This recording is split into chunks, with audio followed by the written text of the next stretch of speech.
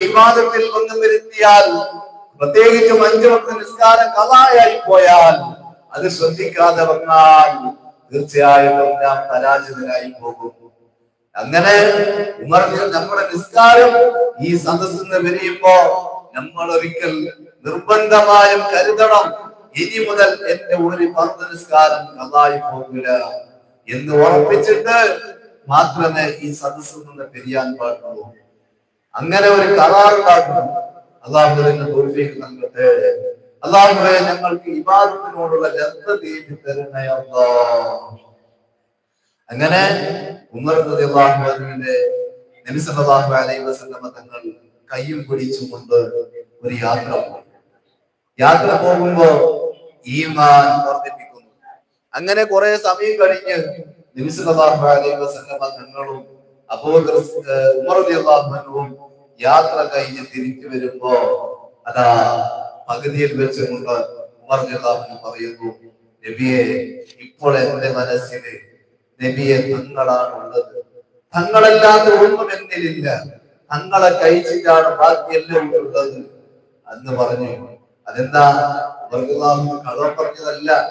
ആദ്യം പറഞ്ഞത് ഉമർ റളിയല്ലാഹു അൻഹുവിന്റെ മനസ്സിലുള്ള ആ ഒരു സത്യം നബി തങ്ങളെ ബോധ്യപ്പെടുത്തി. രണ്ടാമത് പറഞ്ഞത് പരിപൂർണമല്ല എന്ന് പറഞ്ഞപ്പോ ഉമർ റളിയല്ലാഹു അൻഹു വല്ലാണ്ട് ബേജാറായി. എന്നാലും ആ മനസ്സ് വല്ലാണ്ട് വെപ്രാളപ്പെട്ട് നിന്നുകൊണ്ട് നബി സല്ലല്ലാഹു അലൈഹി വസല്ലം തങ്ങളുടെ കൈയും പിടിച്ചുകൊണ്ടാണ് യാത്ര പോയത്. ആ സമയത്ത് നബി സല്ലല്ലാഹു അലൈഹി വസല്ലം തങ്ങളിൽ നിന്ന് ഉമർ റളിയല്ലാഹു അൻഹുവിലേക്ക് ഈമാൻ വർദ്ധിപ്പിച്ചു.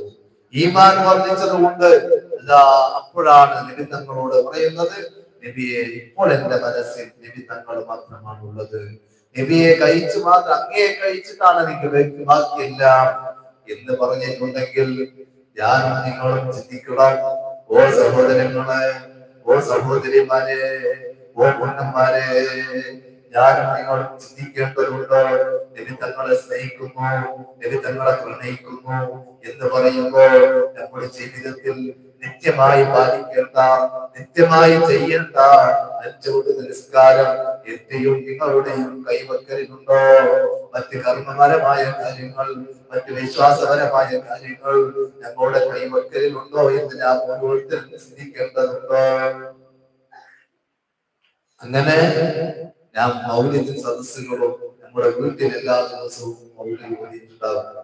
ഒരു കഴിയുന്നുണ്ടെങ്കിൽ ഒരു 5 പേർക്കെങ്കിലും നമ്മൾ വിളിച്ചിട്ട് ഭക്ഷണം കൊടുക്കുന്നത് തന്നെ കൂടുതൽ കഴിക്കണം.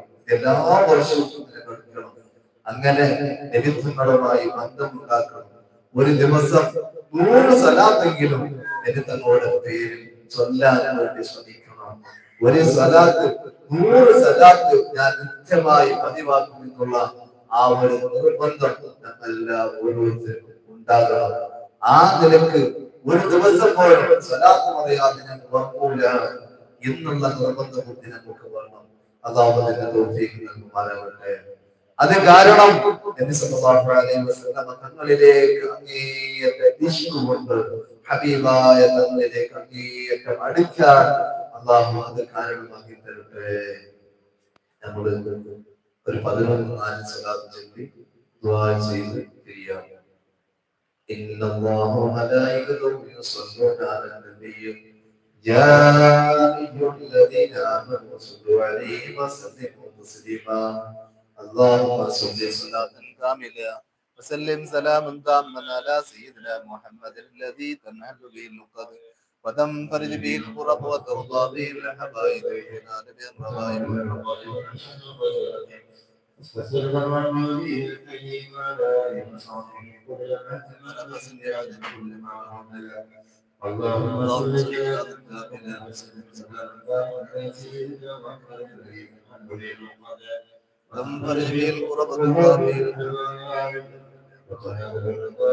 وحسن خاتمة يستسقى الغمام بوجهه الكريم على اللهم صل على سيدنا محمد الذي تنحل به العقد وتنفرج به الكرب وترضى به الحبائب ويستسقى الغمام وجهه